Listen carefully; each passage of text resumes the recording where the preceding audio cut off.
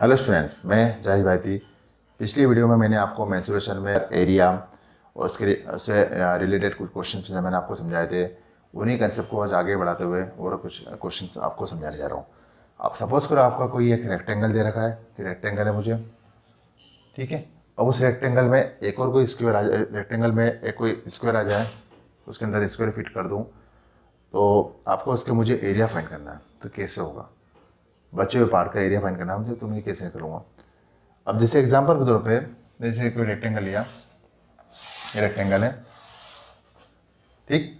अब मैंने इसमें एक स्क्वायर ले लिया, आपको ये स्क्वायर बीच में ले लिया मैंने, ये स्क्वायर है आपका। अब इसमें मुझे फाइंड करना है एरिया रिमेनिंग पार्ट का, इसका मुझे एरिया फाइंड करना है। तो इस केस में कैसे होगा? तो कुछ नहीं करना, सिंपल से एरिया आपको बोलूँ। जैसे एग्जांपल के तौर पे मैंने कोई लाइन ली, ये कोई एक लाइन है, इसकी पूरी लेंथ कितनी है? 10 है। अब 10 में से मैंने ये हिस्सा कितना, दो, ये हिस्सा 2 का है, यहाँ तक कितना 2 का है, तो मुझे इतना पार्ट निकालना है। तो क्या करोगे आप इस केस में? तो इसमें कुछ नहीं करना है, 10 में इस पूरी लाइन में से इस 2 को माइनस कर दिया तो मुझे बचा हुआ हिस्सा मिल जाएगा। तो सेम कंसेप्ट है, यहीं पर एप्लीकेबल लगाना आप। कैसे? पहले पूरे होल एरिया निकाल लेना, इस होल एरिया में से मुझे जो स्क्वायर का एरिया दे रखा है उसके एरिया को माइनस कर देना। अब आप सोच रहे हो कि सर कि इसमें डायमेंशन लेंथ गिवन नहीं, साइड गिवन नहीं, ये मैंने आपको पहले आपको कंसेप्ट समझा रहा हूँ। वो तो आपको सब कुछ इसमें गिवन रहेगा। जो स्क्वायर है उसकी साइड भी गिवन रहेगी, जो बाहर रेक्टेंगल है उसका हमको लेंथ वेथ सब गिवन रहेगा। आपको कंसेप्ट करना क्या है वो समझा रहा हूँ। अब इसी प्रकार से मैंने लिया, जैसे आपको कोई एक रेक्टेंगल है, ठीक है, उसके अंदर से 5 स्क्वायर ले ली मैंने, 1 2 3 4 और 5। अब मुझे इसका जो बचा हुआ पार्ट है उसका एरिया निकालना है, इसका एरिया निकालना, बचे हुए पार्ट का एरिया निकालना। तो सेम इसमें भी एप्लीकेबल करना। क्या करना? पहले पूरे होल रेक्टेंगल का एरिया निकलेगा, ठीक है। अब इसमें स्क्वायर है, वो स्क्वायर का जो एरिया है, उस स्क्वायर के कितने एरिया, स्क्वायर के टोटल स्क्वायर कितने हैं? 1 2 3 4 5। इन पांचों स्क्वायर के एरिया को इसमें से पूरे होल रेक्टेंगल के एरिया में से माइनस कर दूंगा, तो मुझे बचे हुए पार्ट का एरिया मिल जाएगा। जैसे आपको कोई रेक्टेंगल दे रखा है, रेक्टेंगल है, अब कोई वॉल दे रखी है, वॉल आपके रेक्टेंगल की शेप में है। अब उस वॉल में से आपको कोई डोर दी है, ये मैंने डोर दे दिया पर, ये डोर है। अब आपका डोर किस शेप में दिख रहा है आपको? डोर भी आपको दिख रहा है, डोर आपको रेक्टेंगल के शेप में दिख रहा है। अब मुझे इसका जो बची हुई वॉल का एरिया वो निकालना है। तो उसके इस केस में भी क्या करना है? पूरे होल रेक्टेंगल का एरिया निकलेगा, और फिर जो डोर का एरिया, डोर की शेप में रेक्टेंगल है, तो जो रेक्टेंगल का एरिया निकलेगा आपका डोर का एरिया, उसके पूरे होल रेक्टेंगल के एरिया में से डोर के एरिया को माइनस कर देंगे, मतलब तो आपको क्या मिल जाएगा? वॉल का रिमेनिंग वॉल मिल जाएगा आपको।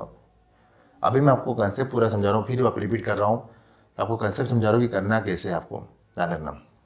ठीक, क्लियर हो गया इसमें? अब इस समय एक एग्जाम्पल लेके समझते हैं। आपको कोई एक रेक्टेंगल दे रखा है, अब उस रेक्टेंगल की हमको लेंथ दे रखी 5 सेंटीमीटर एंड विड्थ दे रखी 4 सेंटीमीटर, ठीक है। और उसके अंदर दो छोटे छोटे आपके स्क्वायर दे रखे हैं, आप उसको कुछ भी बोल सकते हैं, फ्लावर बेड भी हो सकते हैं, कोई आपके टेबुलर फॉर्म में स्क्वायर टेबुलर फॉर्म में हो सकती है, कुछ भी हो सकता है आपका। अपन तो स्क्वायर मान के चलते हैं, हम लोग क्या मान रहे हैं? स्क्वायर मान के चले कि स्क्वायर की शेप में। अब 2 स्क्वायर दे रखे आपको, उनकी इसकी साइड भी 2 है, उसकी साइड भी 2 है। अब मुझे क्या करना है? बचे हुए पार्ट का एरिया निकालना है। जो बच गया पार्ट उसका क्या निकालना है? मुझे एरिया निकालना है। तो सबसे पहले मैंने आपको पहले कंसेप्ट समझाया, इसका मुझे एरिया निकालना है, शेडेड पार्ट है इसका मुझे एरिया निकालना है, ठीक। Find the remaining part of the rectangle, मतलब इनको स्क्वायर को मैंने कट कर लिया और उसमें कितना एरिया बचा उसमें वो एरिया मुझे फाइंड करना है।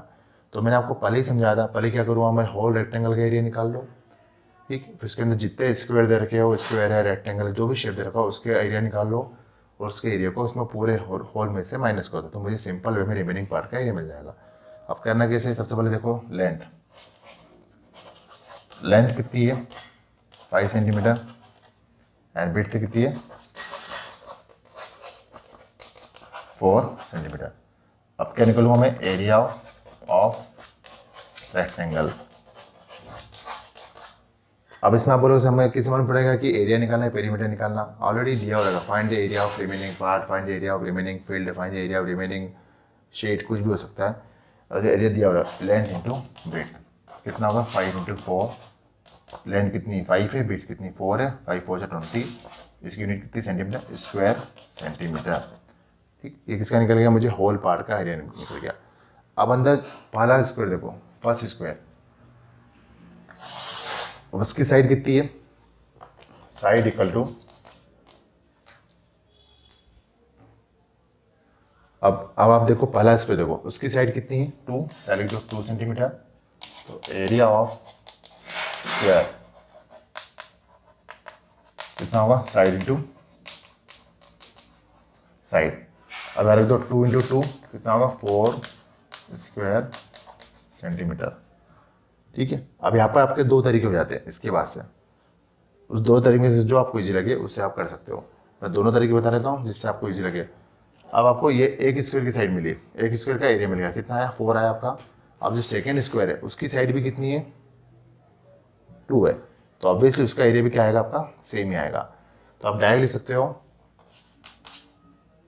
Area of second square.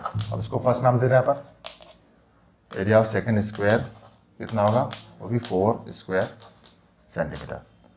क्योंकि उसकी साइड भी सेम है तो ऑब्वियसली एरिया वही आएगा, इतना करने की कोई जरूरत नहीं है, दोनों का एरिया क्या हो जाएगा, सेम हो जाएगा।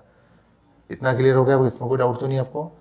अब इसमें एक और जो बताया, एक और मेथड बता रहा हूँ, उसमें भी आप उसमें कह सकते हैं टोटल स्क्वायर कितने हैं, दोनों की साइड सेम है, दोनों की साइड क्या सेम है। तो आप चाहो तो इसको ऐसा भी लिख सकते हो, एरिया ऑफ 2 स्क्वायर कितना होगा 2 इंटू 4, एक का एरिया कितना मिला, कितना हो जाएगा 8 स्क्वायर सेंटीमीटर। टोटल जितने स्क्वायर दे रखे थे हमने इसको जितने स्क्वायर दे रखे, एक का एरिया निकालेंगे हम, उस एक के एरिया में क्या करेंगे हम, जितने स्क्वायर दे रखे उसका इंटू कर देंगे तो हमें क्या मिल जाएगा, टोटल का एरिया मिल जाएगा। ठीक, ये कर सकते हो, मतलब इस स्टेप के बाद डायरेक्ट ये स्टेप भी हम कर सकते हैं, ये आप पे डिपेंड है कैसे करना। ये हो गया, समझ में आ गया। अब एरिया ऑफ 2 स्क्वायर कितना हो गया 8 हो गया। अब मुझे निकालना है area of remaining part, area of remaining part.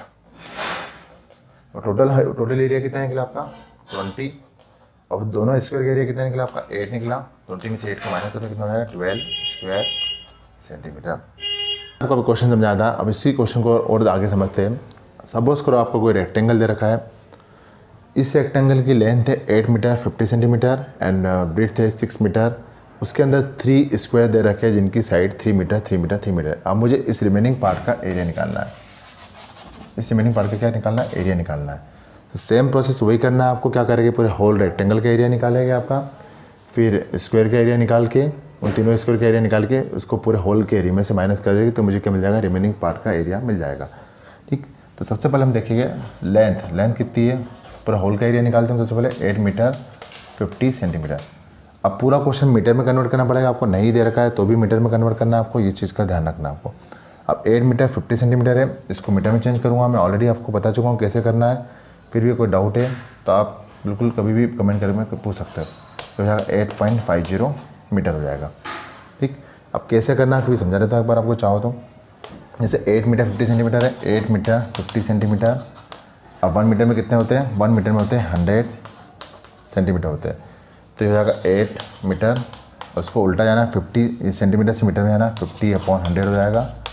और कितने 0 पॉइंट में 2 जीरो, तो 0.50 मीटर, 8.50 मीटर।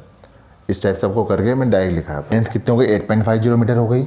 अब ब्रेड्थ से कितनी है आपको 6 मीटर हो गया। अब मुझे क्या करूँगा, इस होल फिगर का एरिया फाइंड करूँगा। एरिया ऑफ रेक्टेंगल कितना होगा, लेंथ इंटू ब्रेड्थ। लेंथ कितनी 8.50, ब्रेड्थ कितनी है आपकी 6। अब इसका इंटू करना है 8.50 into 6, 51 square metre, 51 square metre हो गया। अब मुझे अंदर वाले जो स्क्वायर दे के उनका एरिया फाइंड करूँगा। अब अंदर इसकी साइड कितनी है, साइड इक्वल टू कितना है 3 मीटर। अब एक की निकालूंगा मैं, एरिया ऑफ स्क्वायर क्या होता है, साइड इंटू साइड। साइड कितनी है 3, तो साइड दोनों साइड सेम है, 3 इंटू 3 9 स्क्वायर मीटर हो जाएगा। अब आपका मैंने पहले ही समझा था, तो एरिया ऑफ स्क्वायर कितना हो गया 9 स्क्वायर मीटर हो गया आपका। अब इसमें टोटल स्क्वायर कितने हैं, स्क्वायर कितने, 1 2 3 है, तीन स्क्वायर है आपके।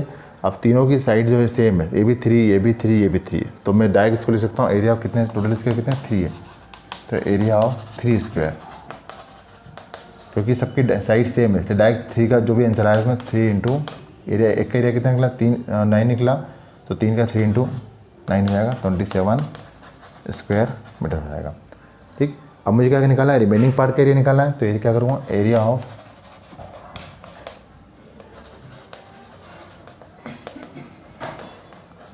Remaining part 51। अब टोटल एरिया कितना निकला, 51 निकला, 51 में से 27 को माइनस कर दो, अब उसको माइनस कर दो 24 स्क्वायर मीटर, ये इसका फाइनल आंसर हो जाएगा। ठीक, क्लियर। यदि वीडियो आपको पसंद आया तो इसे लाइक करें, शेयर करें। Okay, thank you very much.